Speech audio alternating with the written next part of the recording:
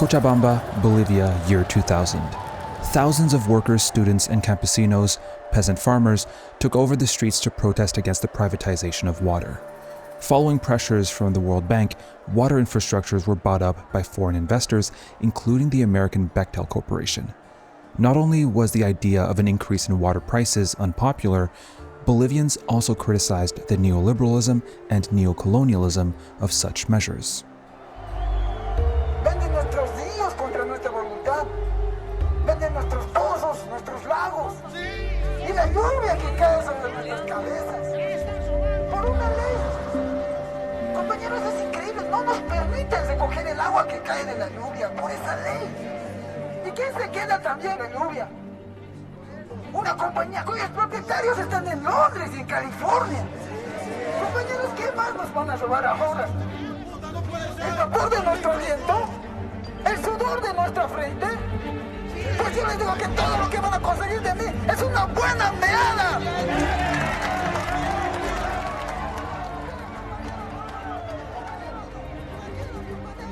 This is Daniel, a campesino and one of the leaders of the Cochabamba water war.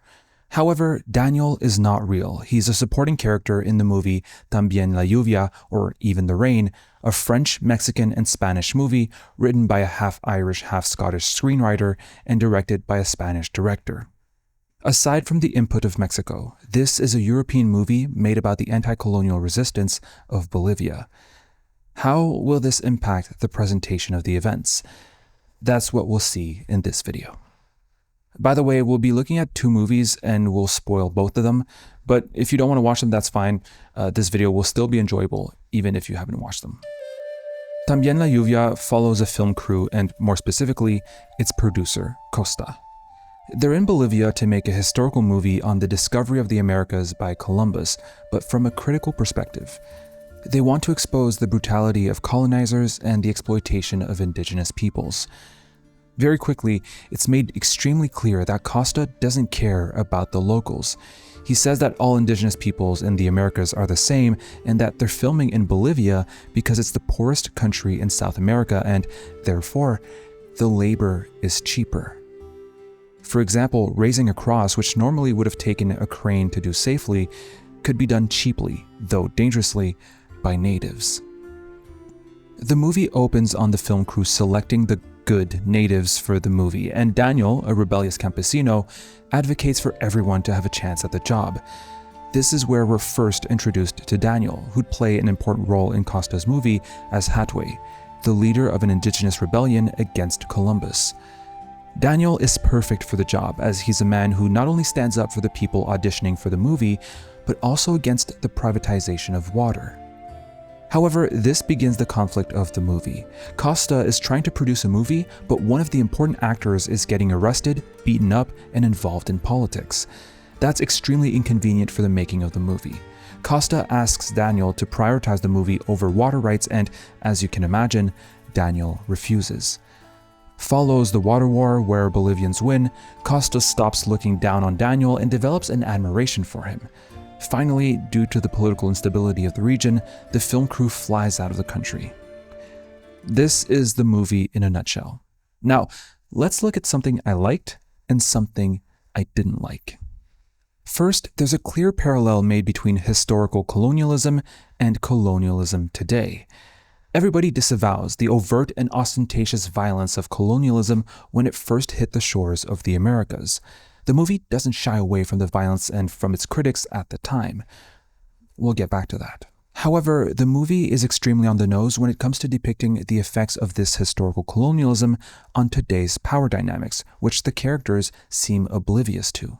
You have Bechtel wanting to privatize water, of course, but also, and more importantly, the Spanish film crew itself, which, despite being critical of colonialism, seemingly reproduce colonial hierarchies unconsciously by using locals as cheap labor, by relegating them to roles of servants, and seeing their struggles against water privatization as an obstacle to their goal of making a movie. También la lluvia is obviously anti-colonial, as it's saying that even those who are trying to be anti-colonial are reproducing colonial logic because that logic is the one of profit, of exploitation, of inequality, of capitalism. To be anti-colonial, as the Spanish film crew attempts to be by looking at the past, you mainly need to look at today. One aspect I particularly liked, and which I believe is applicable to fascism as well, surprise, surprise, I mentioned fascism, is a phenomenon which I've seen called presentism, but I prefer historical self-righteousness, or the idea that most people believe that they'd be the good guys had they lived in past eras. Most people today would have said that they would have resisted Nazism. Most people today would say that they would have opposed slavery, would have opposed segregation or apartheid, or would have opposed colonialism. It's something really easy to say. I feel like the process of time really flattens out or even erases the nuances or complexities of past debates. Morally opposing things history has labeled evil makes resistance seem really easy. For example, take slavery. We oppose it on moral grounds, and it's an easy stance to take with hindsight. But do you think that, for most people, this stance would be easy if slavery existed in America today? It kind of already does with prison labor, but that's not the topic of this video. I can only imagine the commentators saying it would be impossible to abolish slavery without destabilizing the economy. How could we give these people jobs or housing? Our social services couldn't handle such an influx in demand. Schools wouldn't be able to take that many new students. These people will obviously be poor and will need welfare. Taking this into consideration, even though they might be morally against it, I genuinely think most people in America wouldn't be abolitionists today. With hindsight, resistance seems easy because history has erased the material conditions at the core of the issue. Opposing systems of oppression is never as easy as just proclaiming that you're against them. I declare that I am against colonialism, and it's also not as easy as simply voting against them. It requires organization, mobilization, action, things that are difficult to understand the scope of with historical distance. Maybe it's not that difficult, but to a lot of people it is. In the movie, this is made evident by the two actors playing the priests Antonio de Montesinos, who denounced the enslavement of indigenous peoples, and Bartolomé de las Casas, who did the same. The actors admire these two priests for having done the obvious right thing and putting their lives on the line for it. But as soon as there are protests in Cochabamba, and we're not talking about a civil war here, the actors immediately want to go back to Spain. So to reiterate, it's important to take both historical colonialism and present-day colonialism into consideration, especially the latter if you desire to stand against colonialism. The two actors playing priests demonstrate why this is so important by illustrating how, to be anti-colonial, denouncing the obvious atrocities of the past is not enough. The real historical self-righteousness test is not to self-proclaim that you would have fought for justice centuries ago.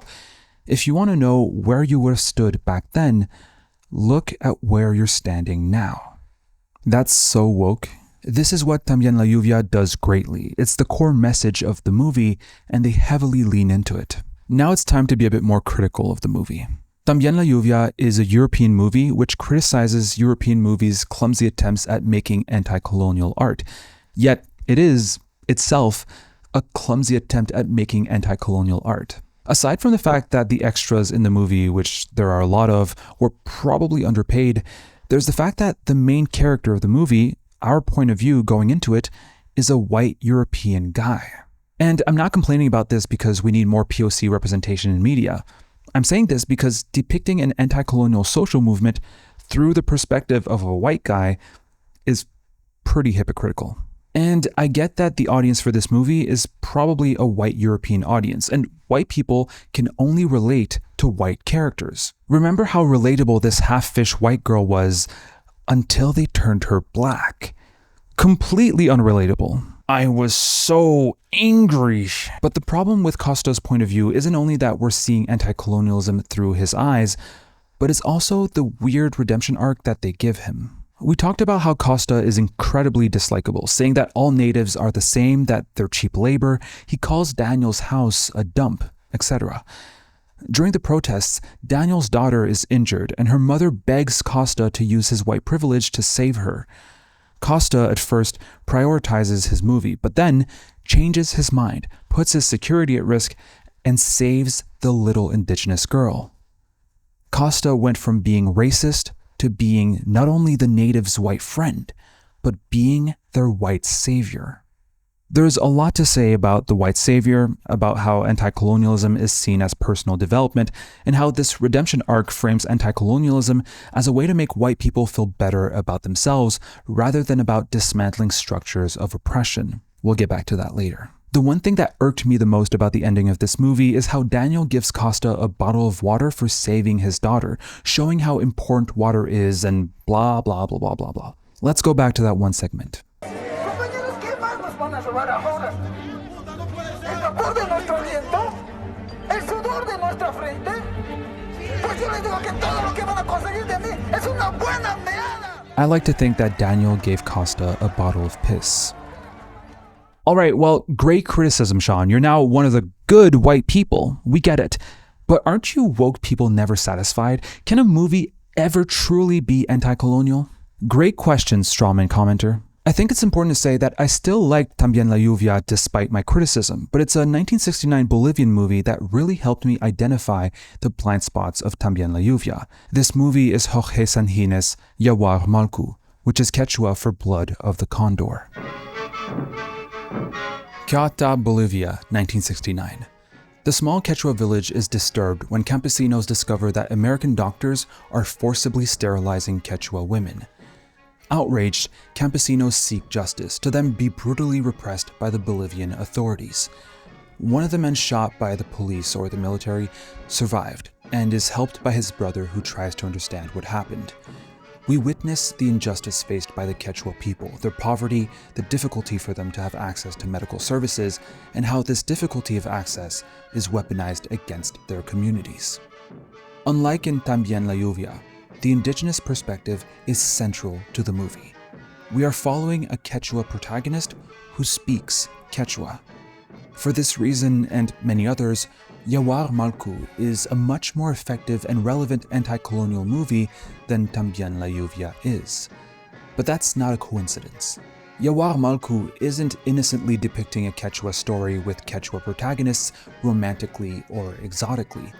This movie was extremely political and was part of a broader film movement which was also extremely political itself. Third cinema is an anti-colonial, anti-capitalist, and anti-Hollywood film movement that sprung in Latin America in the 1960s. If first cinema is Hollywood's big budget, profit-seeking escapism, and second cinema is European cinéma d'auteur, focusing on the expression of an individual, third cinema seeks to expose exploitation and oppression. It seeks, to use Tony Cade Bambara's words, to make the revolution irresistible. If first cinema turns its audience into passive spectators and produces films that protect and reinforce capitalism, second cinema challenges that, but ultimately still evolves within capitalist structures and often privileges individual expression rather than collective struggle. The same year Yawar Malku came out in 1969, the Argentine directors Fernando Solanas and Octavio Getino wrote toward a third cinema. You can read the manifesto, it's not that long. The link will be in the description if I don't forget. If I do forget, write a comment. I'll probably just forget so you can write comments and engage. Engage. Say that I forgot, even if I didn't. You forgot to link the manifesto toward a third cinema by the Argentine directors Fernando Solanas and Octavio Getino. Please, please, Sean the Canvas. Please, please, link it for us. The anti-imperialist struggle of the peoples of the Third World and of their equivalents inside the imperialist countries constitutes today the axis of the world revolution. Third cinema is, in our opinion, the cinema that recognizes in that struggle the most gigantic cultural, scientific, and artistic manifestation of our time, the great possibility of constructing a liberated personality with each people as the starting point. In a word, the decolonization of culture. During the early history or the prehistory of the cinema, it was possible to speak of a German, an Italian, or a Swedish cinema clearly differentiated and corresponding to specific national characteristics. Today, such differences have disappeared. The borders were wiped out along with the expansion of US imperialism and the film model that is imposed: Hollywood movies. In our times, it is hard to find a film within the field of commercial cinema, including what is known as authors' cinema, in both the capitalist and socialist countries, that manages to avoid the models of Hollywood pictures. The problem isn't that films were made by Americans. This isn't a criticism of individual directors. But that film itself had the language of the capitalist and the colonizer, and that even included films coming out of the USSR. They also don't believe that second cinema, the cinéma d'auteur, the nouvelle vague, can offer an alternative to the profit-based first cinema. Real alternatives differing from those offered by the system are only possible if one of two requirements is fulfilled: making films that the system cannot assimilate and which are foreign to its needs, or making films that directly and explicitly set out to fight the system. Neither of these requirements fits within the alternatives that are still offered by the second cinema, but they can be found in the revolutionary opening towards a cinema outside and against the system, in a cinema of liberation, the third cinema. I make the revolution, therefore I exist. This is the starting point for the disappearance of fantasy and phantom to make way for living human beings. The cinema of the revolution is at the same time one of destruction and construction. Destruction of the image that neocolonialism has created of itself and of us, and construction of a throbbing, living reality which recaptures truth in any of its expressions. Understanding this, I believe we can contrast the third cinema movie Yawar Malku with Tambien la Lluvia in two ways. First, each movie's audience and white people. Yawar Malku is a movie made for Bolivians, perhaps even more specifically for the Quechua people. Quechua experiences and reality is central. Tambien la Lluvia is a movie made for Europeans, or at least for white people. The white experience and reality is central. And the role of white people in these two movies, which are nominally about Bolivia and about the causes and effects of colonialism, are widely different. Wait! Call her. Amoy. Tatay, come here. Amoy. We need eggs for the census. Ventusta venda away. In Yawar Malku, white people have a marginal role, and when they are on screen, they are insufferable. Gracias. Is that all? 3? We need all of them. Tell her. For example, there's a scene where they want to buy all the eggs from a campesino. The campesino says she can sell them some eggs, but that other people will need them and buy them at the market. They don't understand that concept. Oh, hell. We're wasting our time. They want all the eggs for themselves. That's how you depict colonizers. 3? We need all of them. Tell her. Gracias. In Tambien la Lluvia, needless to say, white people are omnipresent, which you could argue helps illustrate the power dynamics between locals and foreigners. However, the need to comfort a white audience, especially through a redemption arc to reassure them that they can still be good people despite the colonial power dynamics, that need for comfort is not one that should be satiated in an anti-colonial movie whose goal is to liberate. Second, there's also the political events in which both movies evolve. In Tambien la Lluvia, we are presented Cochabamba's water war, though we aren't really given any context as for why the Bolivian governments are pushing for privatization. You watched this video, so you know that the main reasons come from the neoliberal and neocolonial pressures of the World Bank. At least I mentioned it at the beginning of the video. But if you watched this movie when it came out in 2010 and you didn't have access to Wikipedia, I guess you had to go to the library to find a book on the subject or something. I don't know, what a hassle. In other words, the water war happens in the background without really any explanation as to why it's happening. When the mayor of Cochabamba is weekly confronted by the film crew, he says that it's for economic reasons. We're left at that. As an audience, we know as much about the water war and its causes as do the film crew, which is not much. It just happens. It's a natural economic phenomena that happens in poor countries, I guess. It really sucks. Thoughts and prayers. Hope they recover. Again, Tambien la Lluvia ends with the vague or shy call for action, with Daniel saying that resistance in the streets is necessary and that the worst is to come, but it remains a feel-good ending. Things go back to normal, at least for Costa. He leaves with the bottle of Daniel's piss, is going to finish making the movie, and probably never step foot back in Bolivia. Meanwhile, in Yawar Malku, we're presented the forced sterilization of the Quechua women of Bolivia. The movie isn't looking back at the event, and it's not just something happening in the background. It's actively taking a part in it. It's chiseling itself in the very story it's depicting by being active about it. There's no better testimony for the strength of third cinema and its revolutionary potential than the effect this movie had on Bolivian history. In 1971, the United States Peace Corps was expelled from Bolivia after a popular uprising was inspired, in part, by this movie. It's incredible. The director heard the story from Quechua people and decided to make a movie about it to denounce it. And it really worked.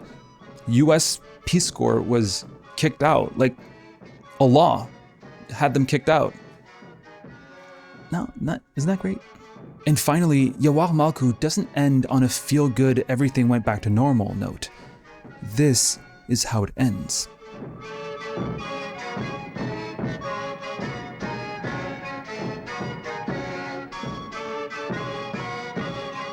Thank you so much for watching. I'd like to thank specifically for this video my friend Anita from Bolivia, who made me watch También la Lluvia, which I really enjoyed. Even though I'm criticizing, I need to reiterate, I loved it. It was really good.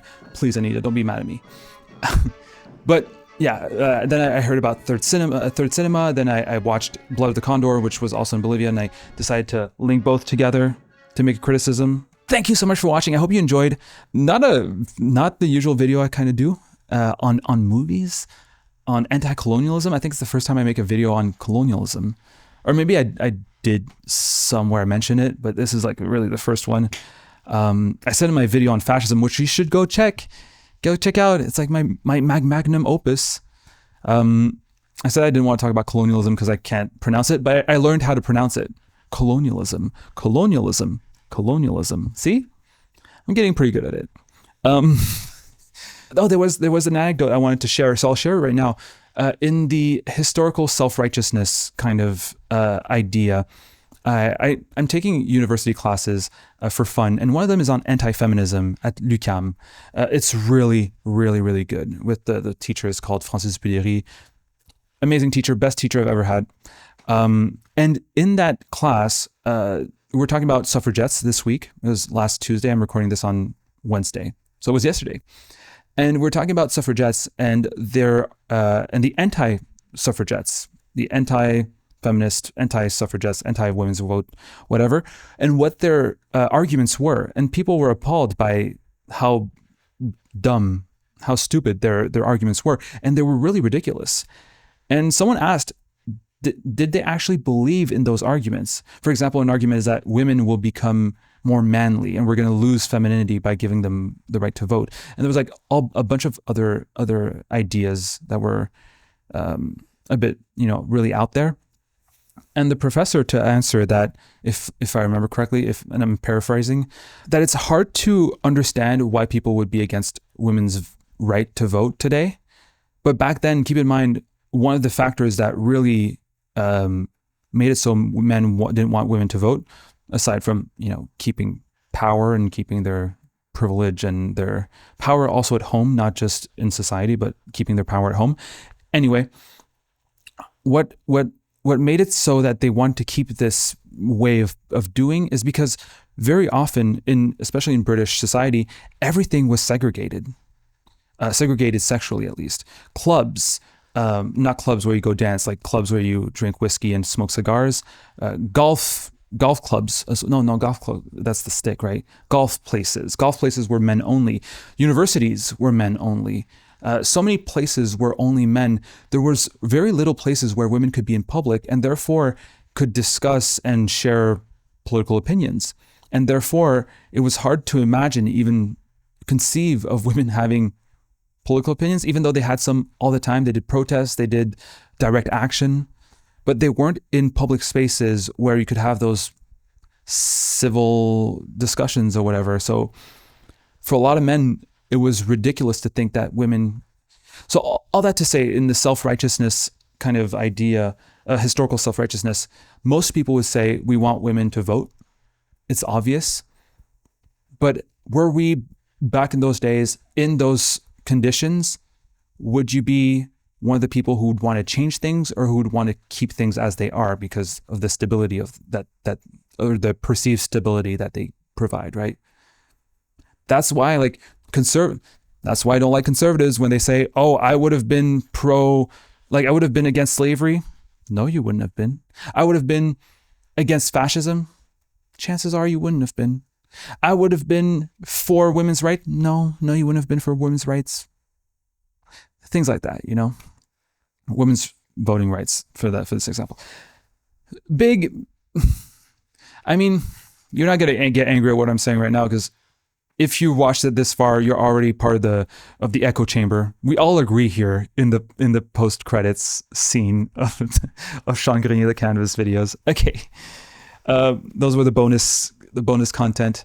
That being said, thank you again for watching. Go follow my Letterboxd. If you followed me on Letterboxd, you know that this video was coming because I rated it and I even said video coming up or whatever. Oh, this is the scene right now where they go in the white people's house. Yeah, that's the movie playing in the background, blurry so that it looks like there's depth, but it's actually the projector that's blurry. Anyway, go check out my Letterboxd. Go check out my Instagram. And new video on CBC Arts on Paraskeva Clark. It's a really, really good video, I think. The editing is extremely different. So if you want something that's more keeps you on your toes, go check that. If you want to see my face, my voice, but with more animation and a bit more rhythm and tempo, go check that out. But yes, for like the 4th or 5th time, thank you for watching. Thank you for liking and subscribing. And I'd like to thank all the patrons who are to my left, right here, but also those to my right, which are the top tier patrons, which in them there's Rum Brandle, X-Towns, Bone Meal, Chrissy Chris, who are the top tier patrons. There's other top tier patrons who want to stay anonymous, so we'll keep them anonymous. But I still see you and I still thank you. And yeah, that's it. If you want to become a patron, it's like $1 or more per month to be part of these guys right here. If they haven't been done scrolling, it really helps out a lot. And I think that's it. That's all I need to say. No, that's it. Thank you so much. Have a great week. See you later. Goodbye.